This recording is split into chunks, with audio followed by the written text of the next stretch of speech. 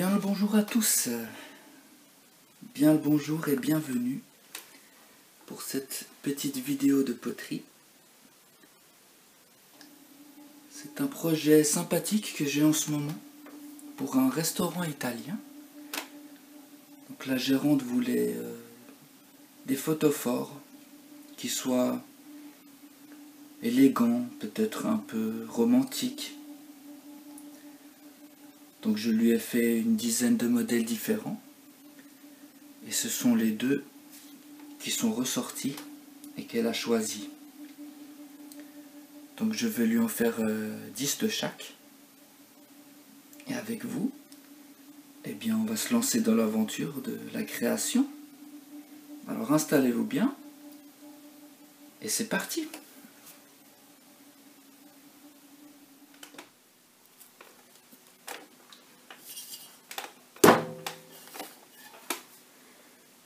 Allez, prenons pour cette forme 300 grammes.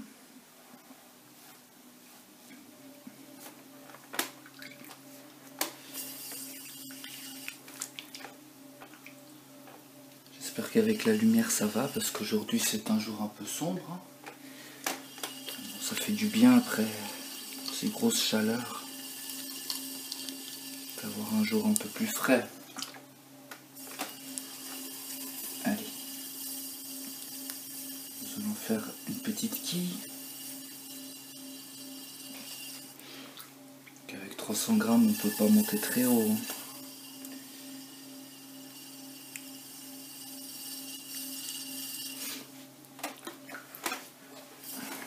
Et je pousse vers l'avant ainsi pour baisser.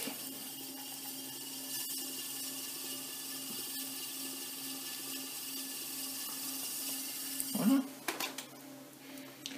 Le centrage est bien, donc je laisse. Si on arrive à le faire en une fois, c'est parfait. Hein. Souvent ça prend 2-3 quilles pour faire un bon centrage.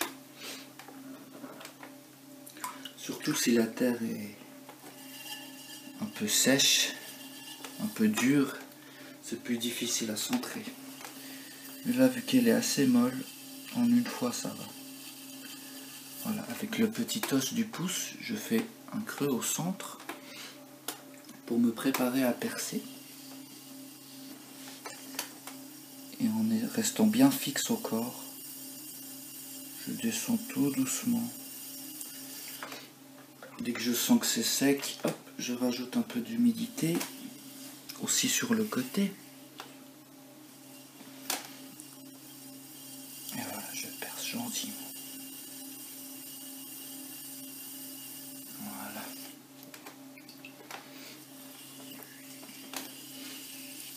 À l'aide de mon deuxième doigt, je vais ouvrir.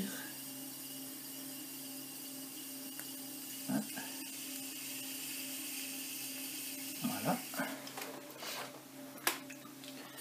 Et masser le fond. Essayez d'avoir déjà l'épaisseur souhaitée du fond. Et le diamètre final aussi. Voilà. Et au fur et à mesure que la pièce avance, je baisse la vitesse un peu. Voilà. Là c'est trop. Peut-être pas à ce point là, mais un petit peu plus vite quand même. Voilà.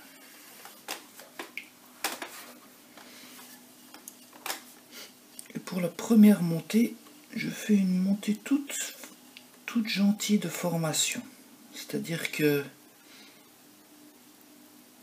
je me concentre à ce que les parois intérieures et extérieures soient parallèles. Je prends un peu la terre du bas. Je monte un petit peu, mais légèrement, hein, pour les premières. Voilà, comme ceci. Ensuite, je vais stabiliser un tout petit peu le bord en appuyant dessus, mais pas trop.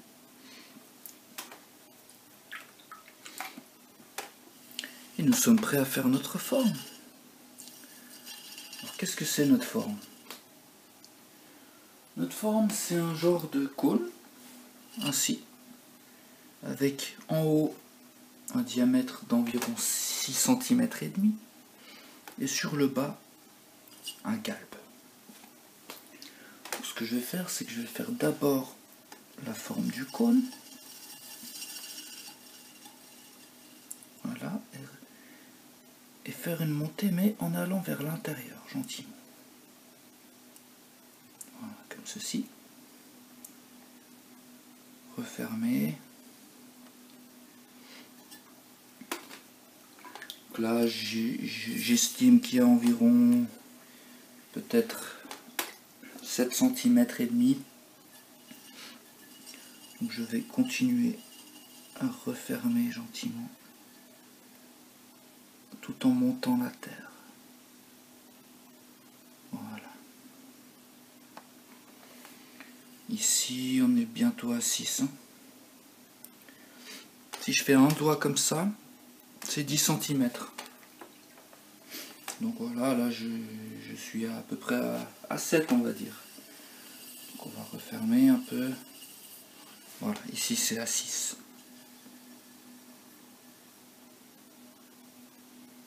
Après c'est à peu près. Hein.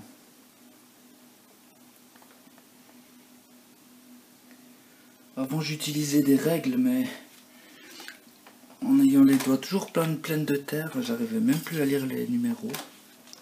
Du coup j'ai appris à mesurer avec mes mains. Voilà, donc l'ouverture du haut à la bonne taille. Donc je vais pouvoir maintenant m'occuper du galbe. Nous allons baisser la vitesse un peu. Voilà. Et avec mon pouce que j'utilise comme steak, je reste stable. Et avec le doigt à l'intérieur, je vais pousser légèrement contre mon ongle qui est à l'extérieur. Voilà.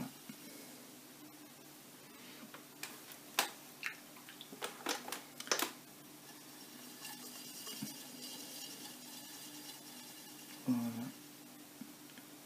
Et si j'arrive encore à monter un peu la terre, pourquoi pas?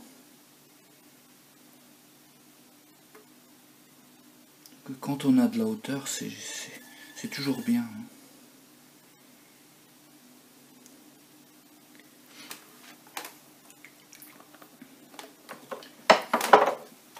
Pour faire une forme encore plus nette, on va utiliser cet steak en métal. Donc je prépare le galbe souhaité, je pose contre la pièce et avec le doigt à l'intérieur, je vais pousser contre les steaks. Et ça a l'avantage de sécher la pièce et de la rendre plus stable. Allez, faisons le galbe du haut. Pareil, je pousse contre les steaks.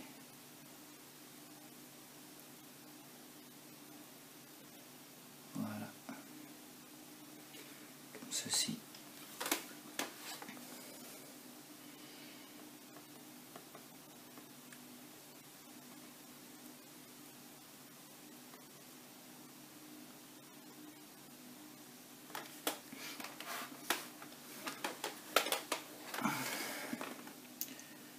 Je peaufine un peu. Donc si je fais une forme bien en tournant, j'ai pas besoin de tournasser, ça fait gagner du temps. Hein. Donc ça c'est bien, je tournasserai le bas par contre. Allez, juste pour le fun, nous allons mesurer l'ouverture du haut. Donc l'objectif c'était 6 cm et demi. Et nous sommes à 6,8.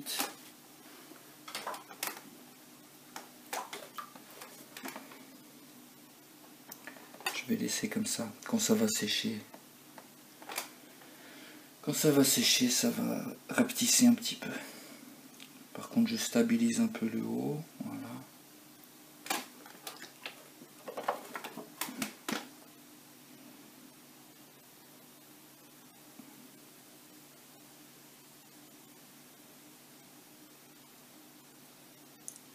C'est toujours pareil, je dis toujours que je vais laisser comme ça, mais je continue toujours. Et oui. J'imagine que je suis pas le seul dans ce cas. Hein. Ne jamais être satisfait. Est-ce que c'est un...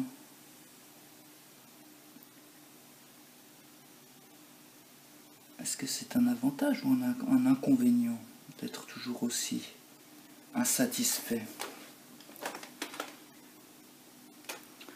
Bon voilà, c'est bon. Si ça tourne pas super droit ici, c'est pas grave, ça se tourne très facilement. On peut même le faire maintenant, hein, si on veut.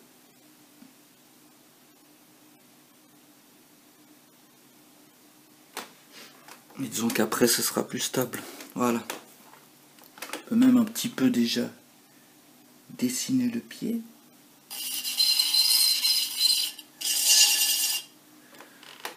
Voilà, un outil très pratique. Hein.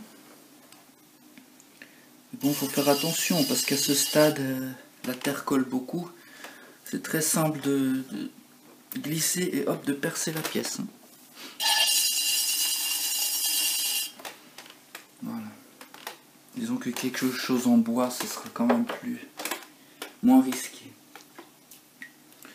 Voilà, notre forme est terminée. Je vais maintenant enlever l'eau qui est à l'intérieur pour permettre un séchage régulier. Et nous peaufinerons les détails au tournassage.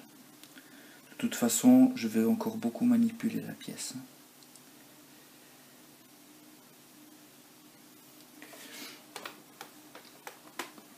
Allez, nous allons la couper.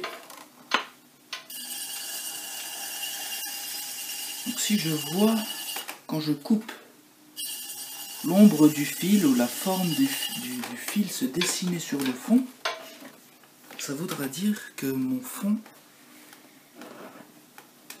n'est pas assez épais. Hein. Ou alors vraiment très très limite. Hein. Voilà. Donc maintenant si je veux décoller la pièce, je mets de l'eau et je vais la faire passer par-dessous jusqu'à ce que je sente que la pièce suive le fil. Voilà. Ne pas hésiter à en rajouter. Ce que je peux faire, c'est aussi laisser sécher légèrement. Bon voilà, on a vu que là ça a bougé très facilement. Quand c'est à ce stade, c'est très facile de la bouger à la main. Maintenant je vais la poser sur son support en essayant de pas trop la déformer, mais si ça se déforme c'est pas trop grave.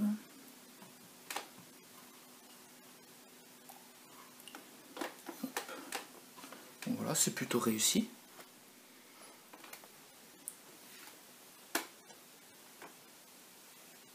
Voilà, la forme je l'ai tournassée et elle est maintenant à un stade de dureté cuir.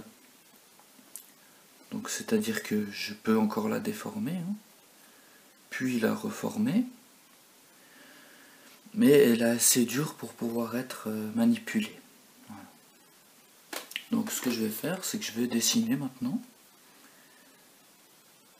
avec la pointe, je vais dessiner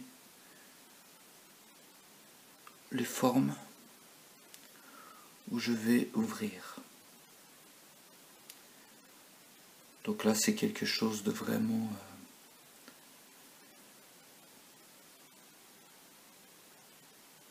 aléatoire, hein. Juste faire quelque chose de joli, suivre un peu ses envies.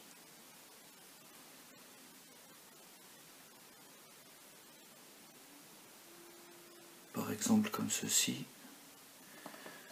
Et je laisse suffisamment d'espace entre chaque forme. Voilà ce que ça donne une fois que tout est pré-marqué. Et pour le bord, je vais aussi l'altérer plus tard. Donc par exemple ici, je ferai ainsi à peu près, hein, pour suivre la forme des dessins. Voilà, d'éviter que le bord soit trop plat. Par exemple ici, je peux le laisser plat. Mais où j'ai de la place, je vais descendre un peu.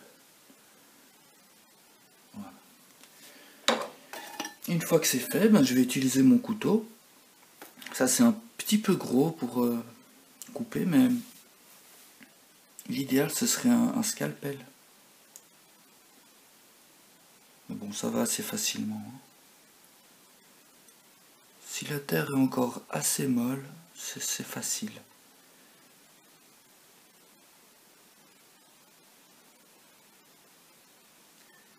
Voilà, il faut prendre son temps.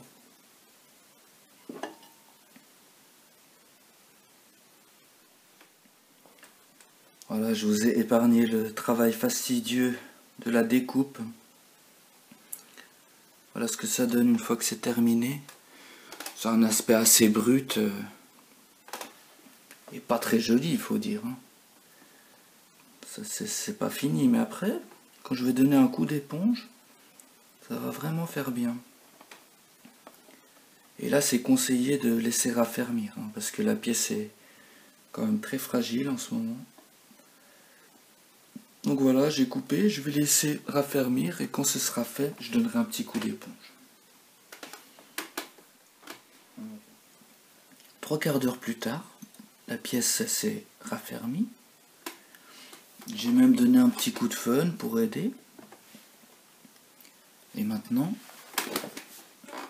avec cet outil, la pointe là, je vais faire en sorte que les ouvertures soient plus jolies. Donc je vais passer comme ça, je vais lisser.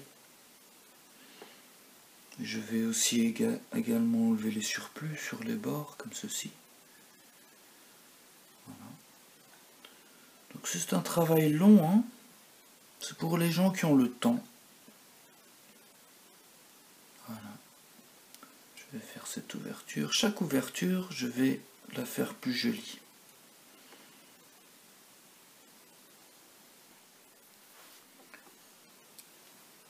C'est ça que ça donne une fois que j'ai enjolivé avec la pointe. Donc là on arrive pratiquement à l'aspect final. Et maintenant je vais utiliser l'outil magique, l'éponge que j'imbibe d'eau. Et voilà, maintenant je vais lisser le tout et enlever vraiment toutes les choses qui ne me plaisent pas. Donc là je prends mon temps. Si je sens que la pièce devient trop malléable, eh bien je fais une pause avec l'éponge. Parce qu'à chaque fois que j'utilise l'éponge, eh bien je rajoute de l'humidité.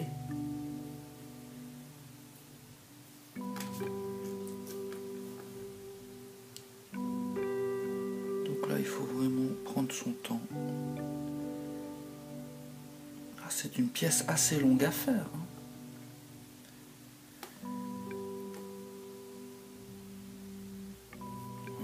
Première ouverture, pas trop mal. Allez, je vais faire celle du haut.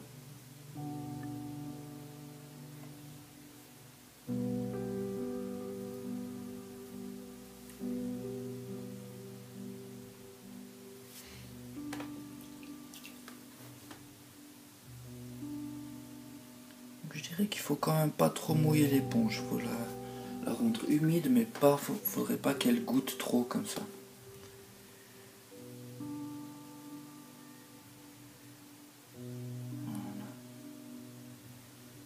Faire des beaux arrondis.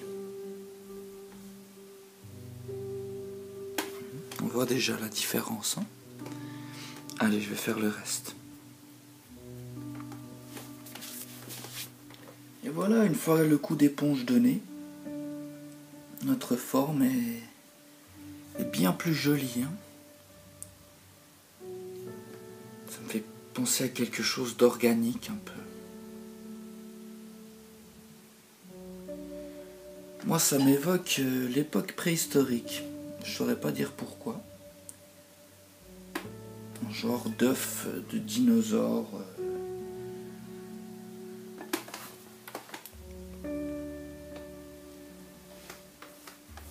Je serais curieux de savoir quoi ça vous évoque à vous. Voilà. Ce qui est intéressant à faire à la fin, c'est de reformer un bel arrondi. Parce que on a beaucoup manipulé la pièce. Donc voilà, je pose quelque chose de terminé sur le dessus. Et je vais appuyer. Voilà, comme ceci.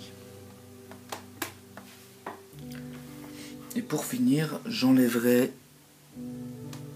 les déchets qui sont à l'intérieur. Mais là, pour l'instant, je ne vais plus trop y toucher. Je vais laisser raffermir. Pareil, pour enlever à l'intérieur, eh bien, au départ, j'utiliserai ma pointe. Comme ceci. Et après, j'utiliserai l'éponge. Voilà, les amis. Comment faire mon premier photophore.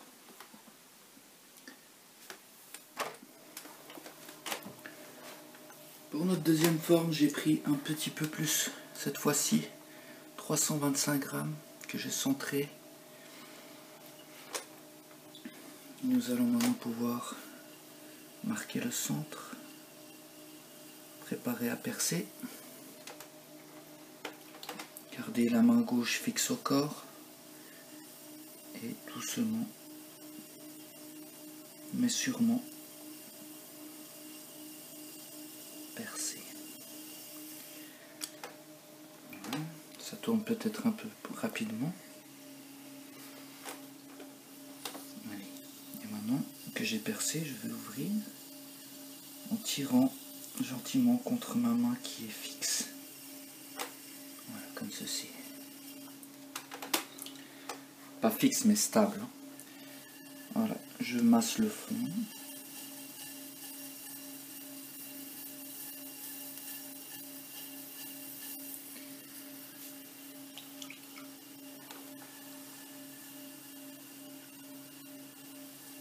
On sent que le fond n'est pas super plat. Vu qu'il va y avoir une bougie qui vient dessus, ce serait bien que le fond soit plat quand même. Voilà.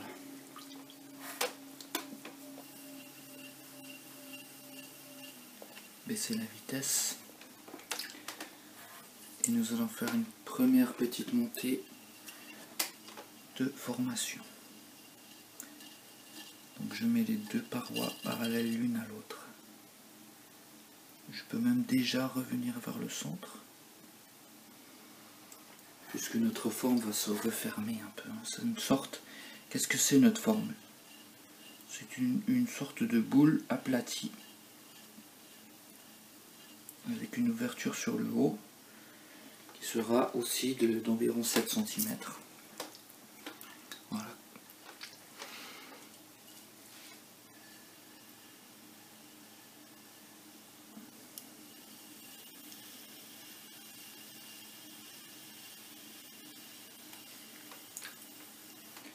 Allez, donc maintenant, je vais continuer à écarter gentiment et former en même temps. Et disons que pour une boule, je vais pas monter très haut, hein. Je vais pas monter très haut, je vais essayer de monter la terre, mais tout en la formant.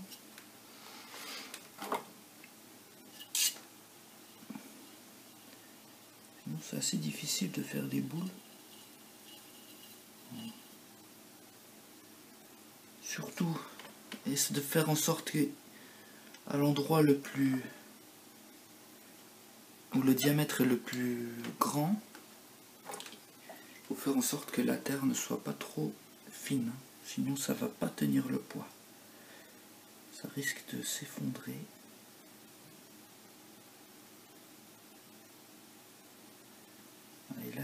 Et là j'appuie contre mon doigt qui est à l'intérieur, qui retient Allez, je regarde sur le côté, voir ce que ça donne. Ça commence à prendre forme. Mais ça n'est pas très arrondi. Faisons un bel arrondi.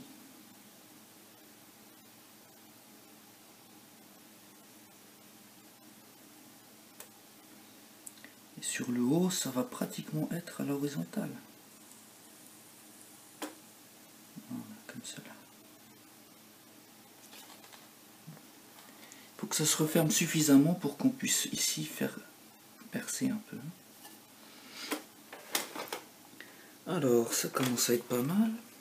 J'aimerais quand même que ça soit plus épais. Pas plus épais, mais plus large. Donc on va essayer d'écarter encore un peu.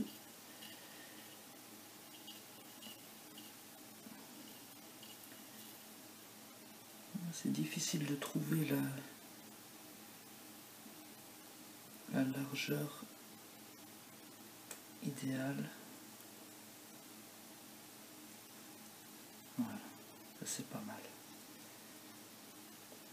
Avec sur le haut une forme qui se réaplatit. Ça m'a l'air bien. Est-ce que je peux améliorer? Ouais. Je pense que là c'est pas mal, je vais laisser comme ça. Voilà. Toujours c'est possible d'améliorer au tournassage. Allez, j'enlève ici l'eau qui est à l'intérieur. J'en ai mis beaucoup cette fois-ci.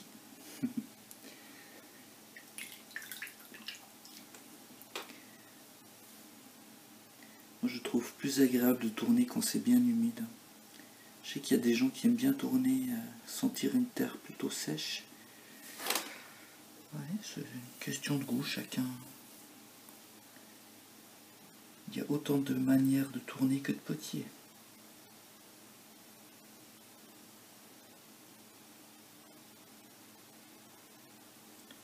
Voilà. Là, la difficulté, c'est de avoir une pièce qui s'aplatit. Voilà, je suis assez content.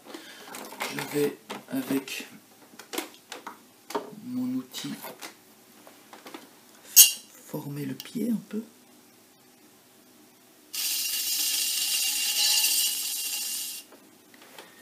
Essayer de faire une forme finale.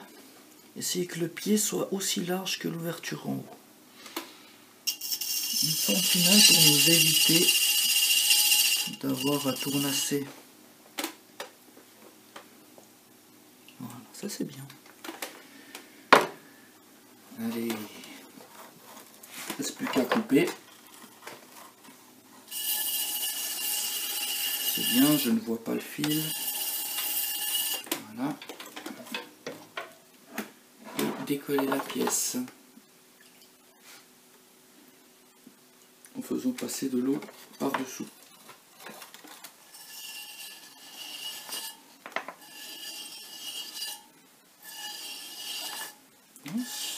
Voilà, on a vu, ça a bien suivi. Et quand c'est comme ça, c'est facile à l'enlever. Donc je sèche mes mains, hein, sur mon pantalon par exemple. Et là notre pièce est bien décollée. Nous allons la poser sur son support et la reformer si besoin. Voilà les amis. Allez, pour continuer cette pièce, que je viens de tournasser très légèrement, je vais marquer à l'aide du stylo 3 traits à peu près de la même distance, à la même distance l'un de l'autre. Voilà, premier. Et c'est là que je vais venir percer. Hop, deuxième. Voilà.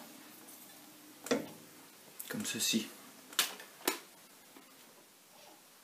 Et voilà, je peux laisser sur la girelle. Et je vais percer légèrement. Tout doucement.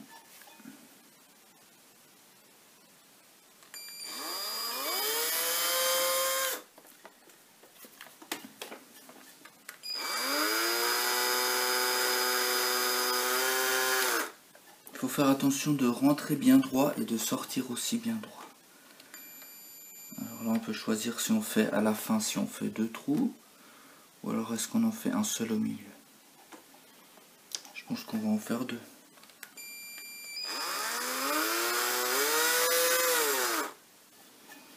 Voilà.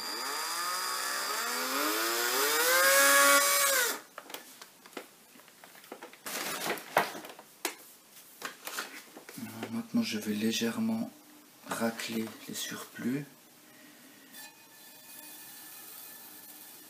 Voilà. Et je vais attendre que ça sèche. Je vais pas vraiment nettoyer les trous. Je vais attendre que ça sèche, que ça se rétracte légèrement. Et après je ferai un deuxième perçage. Voilà pour la ligne du dessous. Je prends une mèche légèrement plus petite.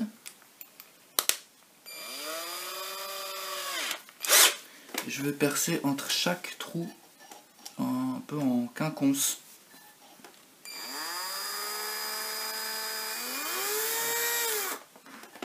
Et vous l'avez deviné, pour la troisième ligne, eh ben, pareillement, je vais prendre une mèche plus petite et percer en quinconce.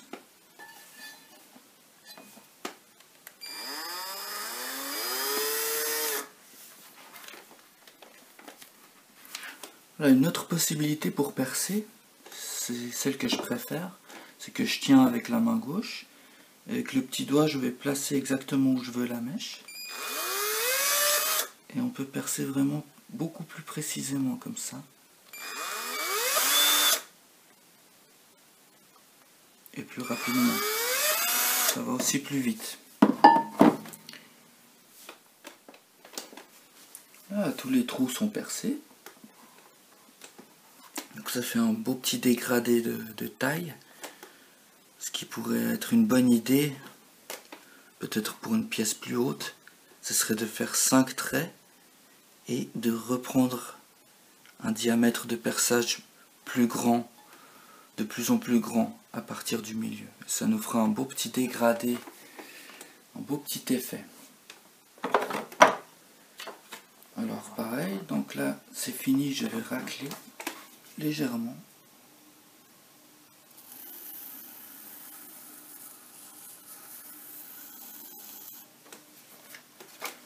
Quand je fais ça, ça va reboucher les trous, enfin juste la surface, mais vu que je vais repercer après une deuxième fois,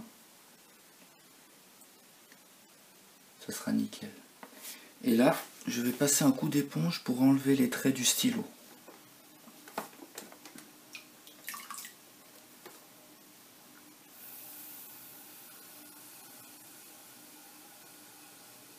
Pareil, ça va reboucher un petit peu les trous.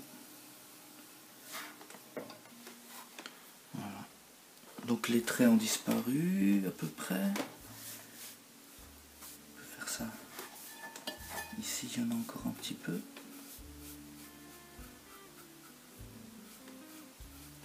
Voilà.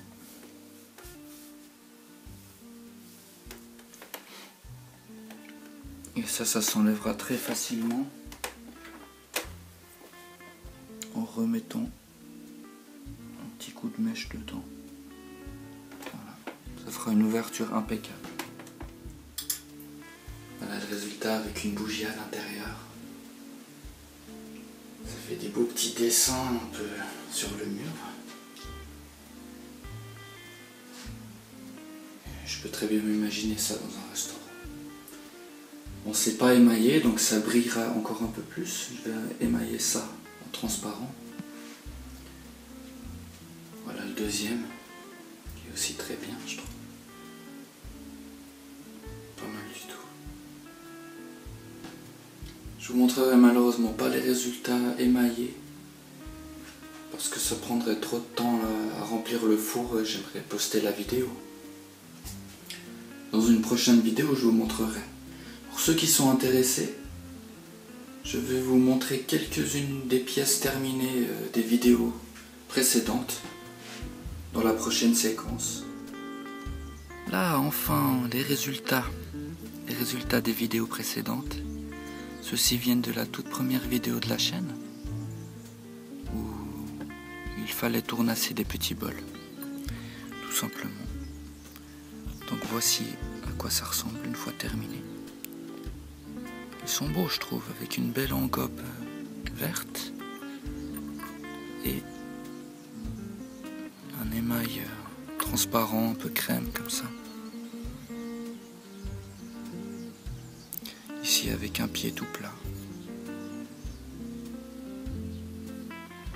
Ouais, j'aime beaucoup ces deux petits bols. Allez, les deux grands frères, ceux-ci viennent de la vidéo où il fallait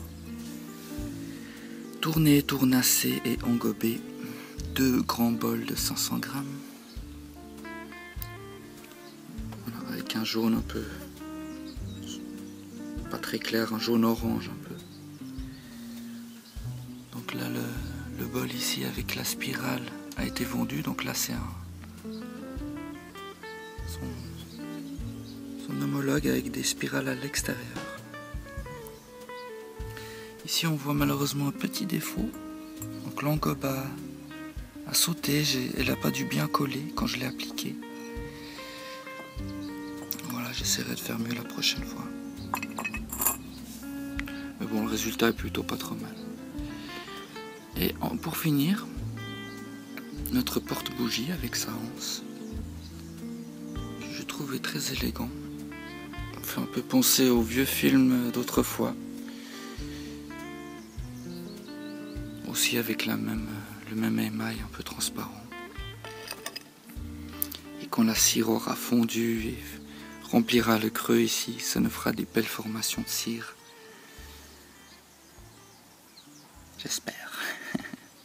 Allez, merci à tous, bonne journée et à la prochaine fois. Ciao, ciao.